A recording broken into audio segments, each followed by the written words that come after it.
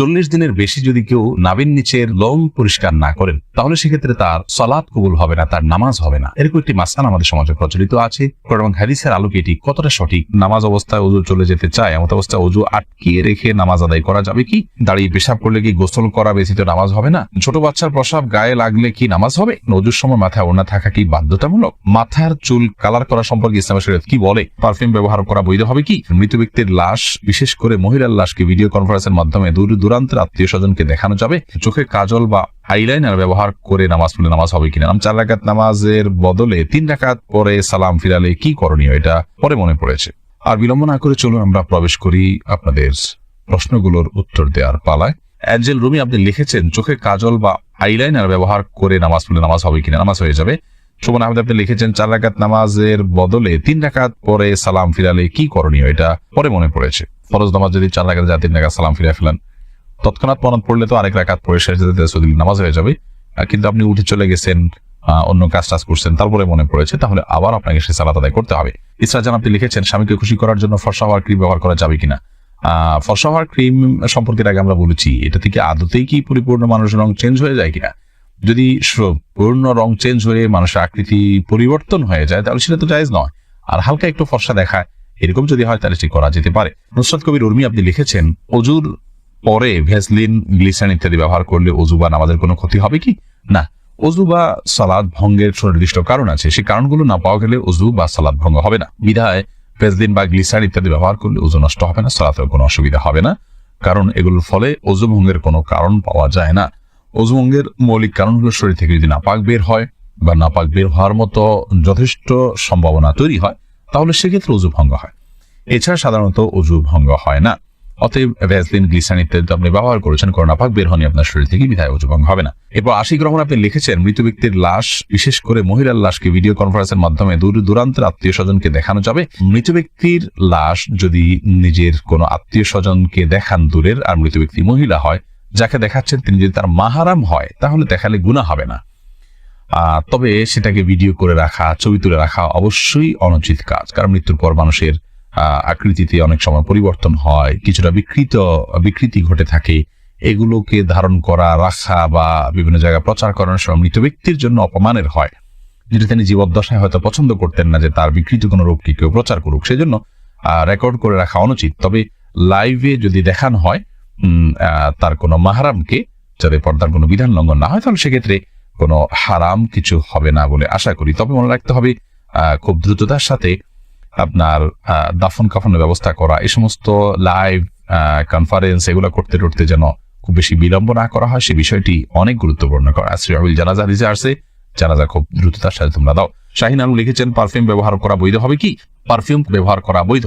পারফিউমে যে অ্যালকোহল আছে সেই অ্যালকোহলের কারণে অনেক ওলামায়ে নাজায়েজ বলেন, তবে অ্যালকোহল ছাড়া অনেক পারফিউম আছে, সেগুলো তো অবশ্যই জায়েজ হবে। আর অ্যালকোহল থাকলেও নাজায়েজ হবে যে সেটি নিশ্চিত নয়, অনেকের মতে নাজায়েজ হবে, অনেকের মতে জায়েজ হবে, কারণ অ্যালকোহল পান করা হারাম হলেও সেটি কাপড় চোপড় লাগলে যে নাপাক হয়ে যাবে ব্যাপারটি সেরকম নয়। এটা যথেষ্ট মত পার্থক্য আছে। সবচেয়ে ভালো হয় অ্যালকোহল ছাড়া অনেক পারফিউম বাইরে হচ্ছে সেগুলো ব্যবহার করা, কিংবা আপনার আতর ব্যবহার করা। আমি ব্যক্তিগতভাবে অ্যালকোহল সহ পারফিউম ব্যবহার করাটাকে জায়েজ মনে করি। এরপরে আব্দুল মা এই আইডি থেকে আপনি লিখেছেন, মাথার চুল কালার করা সম্পর্কে ইসলামের শরীয়ত কি বলে? মাথার চুল কালার করতে পারেন, বিশেষ করে সাদা যখন হয়ে যায় তখন নবী করিম সাল্লাল্লাহু আলাইহি ওয়াসাল্লাম এর হাদিস অনুযায়ী এটাকে কালার করাটাই হলো উচিত এবং সুন্নাহ। তিনি বলেছেন, ইহুদিরা সাদা চুল রাখে, তোমরা এটাকে কালার করবে, ওয়াজান্নিবু সাওয়াদ, তবে তোমরা কালো কালার থেকে বিরত থাকবে। অতএব মেহেদি বা এই জাতীয় কোনো ন্যাচারাল কোনো কিছু যদি আপনি কালার করতে পারেন সেটা সুন্নাহ। এরপরে প্রশ্ন করেছেন হাবিবা, আপনি লিখেছেন, অজুর সময় মাথায় ওড়না থাকা কি বাধ্যতামূলক? অজুর সময় মাথায় ওড়না থাকা বাধ্যতামূলক নয়, বরং মাথার ওড়না ফেলে কেউ যদি অজু করেন অজু করতে পারেন। যদি তাকে কোনো গায়রে মাহরাম পুরুষ দেখার আশঙ্কা না থাকে, তিনি মাথার কাপড় চোপড় ফেলে, ওড়না ফেলে মাথার, তারপর তিনি অজু করতে পারেন। বরং আমরা যখন অজু করার জন্য মুখমণ্ডল ধৌত করব, তখন আমাদের কাপড় যদি মাথায় থাকে, অর্থাৎ ওড়না যদি টানা থাকে, তাহলে সেক্ষেত্রে এগুলোতে কিছুটা হলো পানি লেগে যাবে, ভিজে যেতে পারে। এই জন্য মাথার ওড়না না রেখে অজু করা যাবে। যদি মাথার ওড়না রেখে আপনি অজু করেন এবং আপনার ওড়না খুব একটা না ভেজে আপনার অসুবিধা না হয়, আপনি করতে পারেন। মাসা করার ক্ষেত্রে আপনাকে মাথার কাপড়ের নিচ দিয়ে মাসা করতে হবে, কারণ মাথার ওড়নার উপর দিয়ে মাসা করলে সে মাসা বিশুদ্ধ হবে না। এটাই হলো জমহুর এবং বেশিরভাগ ওলামায়ে কেরাম, ফুকাহায়ে কেরামের মত। খোলাসা কথা হলো যে মাথায় ওড়না থাকা এটা বাধ্যতামূলক নয়, বরং মাথায় ওড়না না রেখে উজু করা যাবে। আর যদি ওড়না রেখে উজু করতে পারেন আপনি, তবে মাসা করতে হলে অবশ্যই ওড়না নিয়ে দিয়ে আপনাকে করতে হবে। সময় আপনি লিখেছেন, ছোট বাচ্চার প্রসাব গায়ে লাগলে কি নামাজ হবে? ছোট বাচ্চার, ছোট শিশুর পেশাব সেটাও কিন্তু বড়দের পেশার মতো নাপাক, অতএব সেটা যদি গায়ে বা কাপড়ে লাগে, যে জায়গায় লাগে সেটাকে ধুইতে হবে। পার্থক্য এতটুকু, যদি দুগ্ধপোষ্য ছেলে শিশু হয় তাহলে তার পেশাবের ছিটা যেহেতু অনেক বেশি ছড়ায় না কন্যা শিশুর তুলনায়, এজন্য তার পেশাবের উপর পানি ছিটা দিলে সেটা যথেষ্ট হয়ে যাবে। আর কন্যা শিশু যদি হয়, সেটা যেহেতু তার পেশাব যেহেতু একটু ছড়ানোর আশঙ্কা বেশি থাকে, এবং আরো নানা কারণে, অনেক কারণ এবং রহস্য আছে যেগুলো আমরা জানি না, তো সেগুলোর ভিত্তিতে কন্যা শিশু হলে, সেই দুগ্ধপোষ্য হলেও যে জায়গায় লাগবে তার পেশাব, সেই জায়গাটা কাপড়ের জাস্ট ওই অংশটুকু ধুয়ে নিলে পাক হয়ে যাবে। খোলাসা কথা হলো যে ছোট বাচ্চাদের পেশাব যদি কাপড়ে লাগে কিংবা শরীরে লাগে সেটা নাপাক হবে, সেটাকে পাক করার চেষ্টা করতে হবে বড়দের পেশাব থেকে যেভাবে পাক করার চেষ্টা করা হয়। তবে হ্যাঁ, দুগ্ধপোষ্য যে দুধের উপরে টিকে থাকে এরকম ছোট ছেলে শিশু হলে সেক্ষেত্রে পাকের পদ্ধতির ক্ষেত্রে কিছুটা শিথিলতা আছে, পায়ের ছিটা দিলে পাক হবে। তবে সেক্ষেত্রে ধুয়ে ফেলাটাই হলো সংশয় মুক্ত। বিশেষ করে আপনার অনেক সময় খুঁতখুঁতির স্বভাব থাকে অনেকের মধ্যে সন্দেহ থাকে, মনের প্রশান্তির জন্য পুরোটা ধুয়ে ফেললে সেটা অবশ্যই উত্তম এবং ভালো, কারণ পেশাব থেকে পরিচ্ছন্ন থাকা নির্দেশনা হাদিসে রয়েছে। এমনি সাকিব মাতব্বর লিখেছেন, নামাজ অবস্থায় ওযু চলে যেতে চায়, এমন অবস্থায় ওযু আটকিয়ে রেখে নামাজ আদায় করা যাবে কি? অবশ্যই আটকিয়ে রেখে আদায় করা যাবে, তবে স্বাভাবিক অবস্থায় ওযু আটকিয়ে রেখে তারপরে ওই ওযু দিয়ে নামাজ পড়া উচিত নয়। তবে নামাজের মধ্যে যদি আপনার ওযু ভাঙার বা পেশাব পায়খানা বেগ হয়, তাহলে সে বা বায়ু নির্গত হওয়ার বেগ হয়, তাহলে সেটাকে আটকিয়ে রেখে সালাত কমপ্লিট করা যেতে পারে, যেহেতু সালাত কমপ্লিট করা আল্লাহর কর্তৃক নির্দেশিত। আমার বলেছে। এরপরে মোহাম্মদ আরাদ আব্দুল্লাহ, আপনি জানতে চেয়েছেন, দাঁড়িয়ে পেশাব করলে কি গোসল করা ব্যতীত নামাজ হবে না?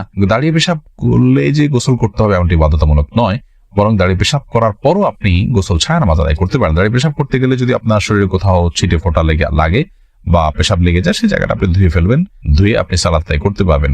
আর দাঁড়িয়ে পেশাব করাটা অনুচিত, অনুত্তম, ভালো নয়, মাকরুহ কাজ। নবী করিম সাল্লাল্লাহু আলাইহি ওয়াসাল্লাম সচরাচর দাঁড়িয়ে পেশাব করতেন না।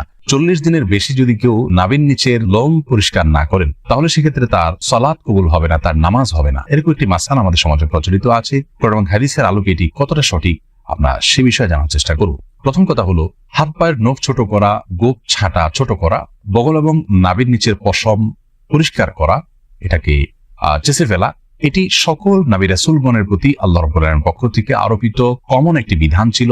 সকল নবী রাসূলগণের কমন একটি সুন্নাহ ছিল, যে সুন্নাহ সকল নবী রাসূলদের জন্য প্রযোজ্য ছিল। একজন ইমানদারের জন্য সেটি অবশ্যই অনেক বেশি গুরুত্বপূর্ণ। আনাস ইবনে মালিক রাদিয়াল্লাহু তাআলা আনহু একটি হাদিস বর্ণনা করেছেন, যেটি সহিহ মুসলিম বর্ণিত হয়েছে, সূরা নাসা এবং মুসনাদ আহমদ সব হাদিস কিতাবে বর্ণিত হয়েছে। সেখানে তিনি বলেছেন যে রাসূল আকরাম সাল্লাল্লাহু আলাইহি ওয়াসাল্লাম আমাদেরকে এই কাজগুলো করবার জন্য, অর্থাৎ হাত পায়ের নখ ছোট করা, গোপ ছোট করা, বগল এবং নাভির নিচের পশম পরিষ্কার করা, চাষা, এই কাজের জন্য তিনি আমাদেরকে সময়সীমা নির্ধারণ করে দিয়েছেন 40 দিন। অর্থাৎ 40 দিন পর্যন্ত কেউ যদি বিলম্ব করেন তাহলে সেটি জায়েজ আছে, যদিও এত বেশি বিলম্ব না করে প্রতি সপ্তাহে একবার পরিচ্ছন্ন করতে পারে, সেটি উত্তম ভালো কাজ। যত বেশি পরিষ্কার রাখা যায় এগুলো ততই ভালো। কিন্তু যদি কেউ বিলম্ব করতে চান তাহলে সেক্ষেত্রে তিনি এগুলো না চেষে না কেটে সর্বোচ্চ 40 দিন পর্যন্ত থাকতে পারবেন। 40 দিনের পর যদি তিনি না কেটে থাকেন তাহলে সেটি তার জন্য গুনাহের কারণ হবে, সে কারণে তিনি আল্লাহর কাছে পাপী হিসাবে বিবেচিত হবেন। কিন্তু এর কারণে তার সালাত হবে না, তার নামাজ কবুল হবে না, এরকম কোনো কথা হাদিসের কোথাও বলা হয়নি। সালাত বা নামাজ বিশুদ্ধ হওয়ার সম্পর্ক হলো সালাতের যে শর্ত আছে সেই শর্তগুলো তিনি সঠিকভাবে আদায় করেছেন কিনা এর উপর নির্ভর করে। যার কারণে সালাতের শর্ত যদি সঠিকভাবে আদায় করে থাকেন, ফরজগুলো সঠিকভাবে আদায় করে থাকেন, তাহলে সালাত বিশুদ্ধ হবে। যদিও তার নাভির নিচের লোম তিনি অপরিষ্কার রাখেন, নখ বড় রাখেন, এগুলো করা সত্ত্বেও তার সালাত আদায় হয়ে যাবে। কিন্তু এগুলোকে তিনি বড় রাখবার কারণে, ছোট না করার কারণে, সমত না চাষবার কারণে, 40 দিনের বেশি অপরিচ্ছন্ন রাখবার কারণে তিনি একটি গুনাহে লিপ্ত হলেন, সেটি সম্পূর্ণ ভিন্ন বিষয়। আল্লাহর উপরে আমাদের সকলকে সব ক্ষেত্রে রাসূল আকরাম সাল্লাল্লাহু আলাইহি ওয়াসাল্লামের সমস্ত দিক নির্দেশনাগুলোকে মেনে চলার তৌফিক দান করুন। জানতে চেয়েছেন নামাজের মধ্যে এক রাকাতে ভুলে 3 বার সিজদা দিলে কি নামাজ দ্বিতীয়বার পড়তে হবে? নামাজের মধ্যে এক রাকাতে ভুলে 3 বার সিজদা দিলে আপনাকে শেষে সিজদা সহু করলে নামাজ হয়ে যাবে ইনশাআল্লাহ। এমনি রাকিব BCF আপনি আইডিটিকে জানতে চেয়েছেন ওযু অবস্থায় মুখে ক্রিম লাগালে ওযু ভেঙে যাবে কিনা, না ভাঙবে না, অথবা সালাত আদায় করলে হবে কিনা, হয়ে যাবে। দাউদুর রহমান মিনহাজ আপনি জানেন স্ত্রী মারা গেলে স্বামী গোসল করাতে পারবে কি না, এটা নিয়ে মত পার্থক্য করেছি। ইমাম আবু হানিফা রাহমাতুল্লাহ মাযহাব অনুযায়ী করাতে পারবে না, তবে অন্য উলামায়ে মতে করাতে পারবে। ইসরাত জাহান জানতে চেয়েছেন আমার এক বোনের বিয়ে হচ্ছে না, একজন বলে জাদু করেছে, কি করা যায়? জাদু করা যেতে করা হয় এটা হতেই পারে, আবার বিয়ে বন্ধ করে রাখা হয় বিভিন্ন রকমের আপনার তাবিজ কবজের মাধ্যমে। তো এগুলো ভালো কোনো ঝাড়ফুঁক করেন কোন দেশের আলোকে এরকম কোনো ব্যক্তির সাহায্য নিয়ে ঝাড়ফুঁকের মাধ্যমে এগুলো কাটানোর চেষ্টা করা উচিত। সোহেল রানা আপনি প্রশ্ন করেছেন অনেকে বলে স্ত্রী প্রেগনেন্ট থাকলে স্বামী কোনো জীবজন্তু মারতে পারবে না, যেমন মশা, মাছি, ছারপোকা ইত্যাদি, মারলে আগত সন্তানের অমঙ্গল হবে, এটা কি সঠিক?